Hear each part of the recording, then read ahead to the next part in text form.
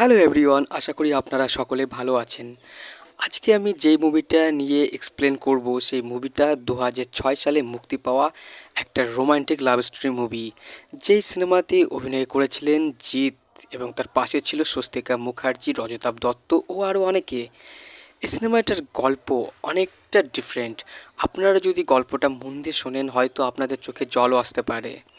তো সিনেমাতে ইমোশনাল তো অবশ্যই আছে, তার সঙ্গে আছে ভালো প্রেমের গল্প। যে গল্প আপনাকে একটা আলাদা অনুভূতি দিতে পারে সেটা আমি বলতে পারি। তো এই সিনেমাটা পরিচালনা করেছিলেন প্রভাত রায় আর সঙ্গীত দিয়েছিলেন সকলের প্রিয় মিউজিক ডিরেক্টর জিৎ গাঙ্গুলি।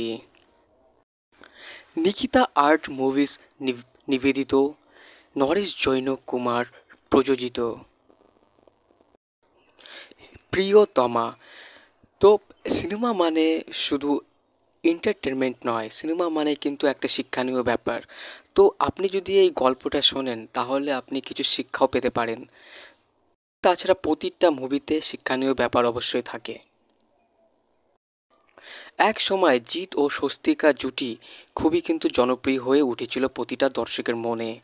যারা আগের সিনেমাগুলো দেখেছেন বা যারা আগের সিনেমা নিয়ে কিছু জানেন তাদের হয়তো মনে আছে জিৎ স্বস্তিকা জুটিটা কিন্তু বেশ সুন্দর হয়েছিল। তো আজ সেই জুটিরই সিনেমার কথা আমি বলবো। তো গল্প শুরু করার আগে যে আমার চ্যানেলে নতুন তার কাছে অনুরোধ, আমার চ্যানেলটি সাবস্ক্রাইব করবেন। আমি অনুরোধ করছি এবং ভিডিওতে অবশ্যই করে লাইক দেবেন। আর ভিডিওটি ভালো লাগলে বন্ধুদের সঙ্গে অবশ্যই শেয়ার করবেন, তাদেরও দেখার সুযোগ করে দেবেন। তো জিতের যে ক্যারেক্টার সে ক্যারেক্টারের নাম হচ্ছে আকাশ এবং তার একটা সাইড ক্যারেক্টার থাকে, সে ক্যারেক্টারের নাম হচ্ছে জোজো। স্বস্তিকা মুখার্জির যে ক্যারেক্টার তার নাম হচ্ছে উত্তরা গমস। জিতকে দেখা যায় সে তার বাবার সঙ্গে অফিসে বসে সে বিজনেসের ডিসিপ্লিন নিয়ে কথা বলছে। সে খুব নিয়ম মানা ছেলে এবং সেও চায় যে সব স্টাফরা নিয়ম মেনে চলুক আর নিজের মতো করে কাজ করুক। তো জিতেরই একটা অ্যাসিস্ট্যান্ট একটা মেয়ে, সে কিন্তু একটু দেরি করে আসাতে জিৎ অর্থাৎ আকাশ তাকে সে বেশি কথা শোনায় এবং সেই মেয়েটিকে তার বাবা খুবই পছন্দ করে জিতের জীবনসঙ্গী হিসাবে।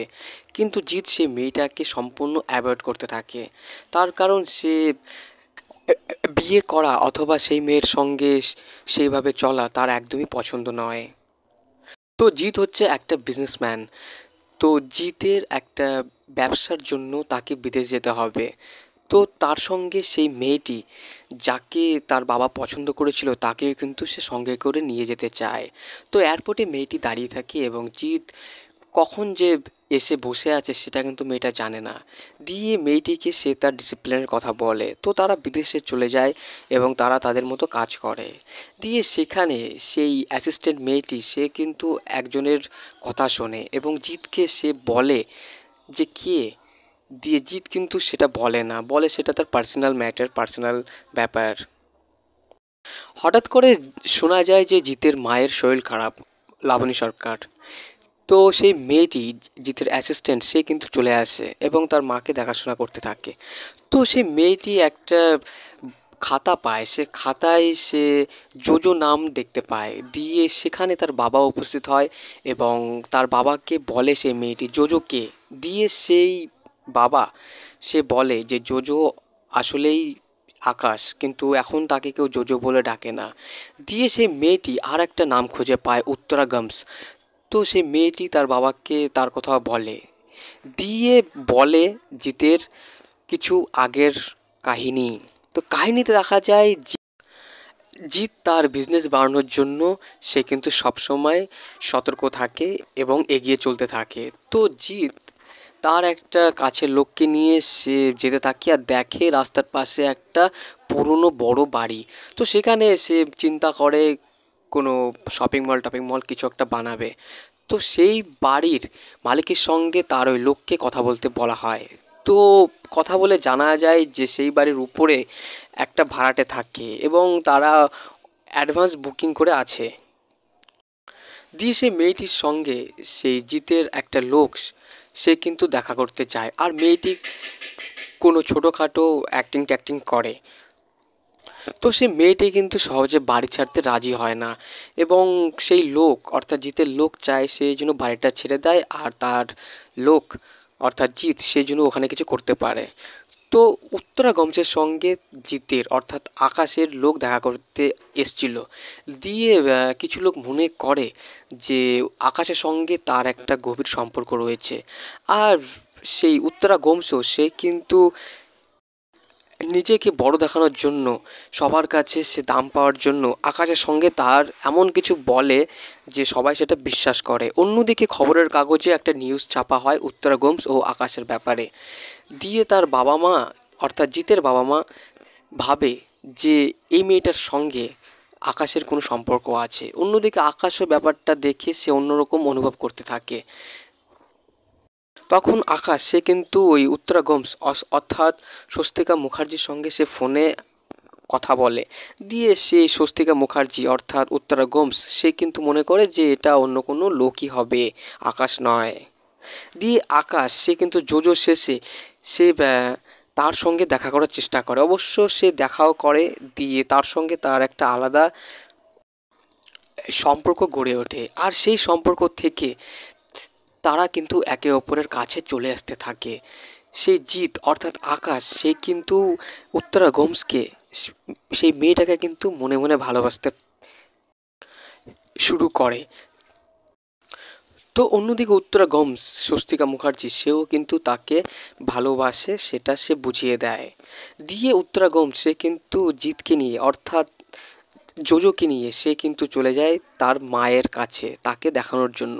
তো তার মা জিতকে অর্থাৎ জোজোকে পছন্দ করে আর তাদের বিয়েও তার মা চায়।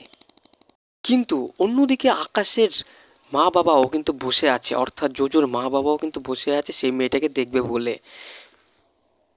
কিন্তু একটা মজার বিষয় হচ্ছে এখানে যে জোজোই যে আকাশ সে যে বিজনেসম্যান সে কিন্তু জানতো না, সে ভেবেছিল সে একটা সাধারণই ছেলে। তো অন্যদিকে জিৎ অর্থাৎ আকাশ বা তার সাইড নেম জোজো তার কিন্তু জন্মদিনের একটা পার্টির আয়োজন করা হয়। আর জিৎ সে চেয়েছিল যে ওই পার্টিতে উত্তরা গোমস অর্থাৎ স্বস্তিকা মুখার্জিকে সে নিয়ে আসবে, সবাইকে দেখাবে। তো অন্যদিকে স্বস্তিকা মুখার্জি সে কিন্তু জিতের আসল ব্যাপারটা জেনে যায় তার বাড়িতে কিছু লোক আসার কারণে। একটা চেক দেওয়া হয় একটা অনুষ্ঠানে, তো সেই চেকটা যে অরিজিনালি সেটা সে জানতো না। তো পরে সে লোকজন বাড়িতে আসাতে স্বস্তিকা মুখার্জি জানতে পারে যে সে সত্যিই আকাশ, সে জোজো নয়। আর সে কিন্তু অর্থাৎ স্বস্তিকা মুখার্জি সে একদমই বড়লোকের ছেলেদের পছন্দ করে না, তার কারণও ছিল। তো উত্তরা গোমস সে তার পার্টিতে আসতে চায় না। দিয়ে জিৎ সে ভেবেছিল তাকে বাড়ি গিয়ে নিয়ে আসবে। তো সে তার বাড়ি যায় আর গিয়ে দেখে বিয়ে ঠিক হওয়ার ব্যবস্থা চলছে। তো জিৎ সেখানে তার ভালোবাসার কথা জানিয়ে সে বিয়েটা পুরোপুরি ভেস্তে দেয় এবং স্বস্তিকা মুখার্জিকে সে গাড়ি করে নিয়ে আসতে থাকে। দিয়ে পরে দেখা যায় যে গাড়ির মধ্যে তারা দুজন সে আগের মতোই এক হয়ে গেছে, হাসি খুশি থাকছে। তো হঠাৎ গাড়ি কিন্তু তাদের অ্যাক্সিডেন্ট করে আর গাড়ি কিন্তু উল্টে যায় এবং স্বস্তিকা মুখার্জি সে ক্ষতবিক্ষত হয় এবং জিৎ তারও কিন্তু পরিস্থিতি খারাপ হয়ে যায়। জিৎ হসপিটালে থাকে। দিয়ে পরে যখন তার হুঁশ আসে তখন সে তার প্রেমিকার কথা বলতে থাকে। জিৎ তাকে আর পরে কিন্তু দেখতে পায় না। তো জিতের মন মেজাজ তার ব্যাপারটা সম্পূর্ণ আলাদা হয়ে ওঠে। সেই জিতের বাবার বলা জিতের অ্যাসিস্ট্যান্টকে গল্প শোনানোটা শেষ হয়। তো মেয়েটি বুঝতে পারে যে জিৎ কেন এমনটা হয়ে আছে। জিৎ অর্থাৎ আকাশ যার সাইড নাম জোজো সে কিন্তু পরে বুঝতে পারে যে স্বস্তিকা মুখার্জি সে কিন্তু একটা জায়গায় আছে, সে বাচ্চাদের পড়ায়। তো জিৎ অর্থাৎ আকাশ সে কিন্তু গাড়ি করে তার ওই পড়ানোর কাছে চলে যায় আর গিয়ে দেখে সে বাচ্চাদের পড়াচ্ছে। তো জিৎ তার সঙ্গে কিন্তু একটু রাগারাগিভাবে কথা বলে, কিন্তু স্বস্তিকা মুখার্জি তাকে কেন বিয়ে করতে চায়নি, কেন সরেছিল সেটা কিন্তু জিৎ অর্থাৎ আকাশ বুঝতে পারেই না। তো জিৎ অর্থাৎ আকাশ সে কিন্তু উত্তরা গোমসকে সে খারাপভাবেই ভাবছিল। দিয়ে পরে দেখা যায় উত্তরা গোমস অর্থাৎ স্বস্তিকা সে তার মায়ের সঙ্গে তার দুঃখের ব্যাপারে কথা বলছে।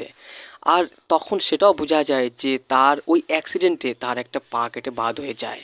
তো সে তার ওরকম জীবন নিয়ে জিতের জীবনের মধ্যে প্রবেশ করতে চায়নি। জিৎ আড়াল থেকে মা মেয়ের কথা শুনছিল, দিয়ে সে পরে তার সঙ্গে দেখা করে এবং তাকে বিয়ে করে।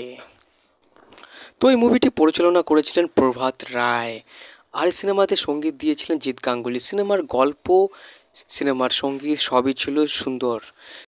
এই মুভিটার বাজেট ও বক্স অফিস কালেকশন নিয়ে আমি কোনো তথ্য জোগাড় করতে পারিনি। তো ভিডিওতে লাইক করবেন, চ্যানেলটি সাবস্ক্রাইব করে পাশে থাকা বেল আইকনটি টিপে আমার সঙ্গে থাকবেন এবং ভিডিওটি সবার সঙ্গে শেয়ার করবেন।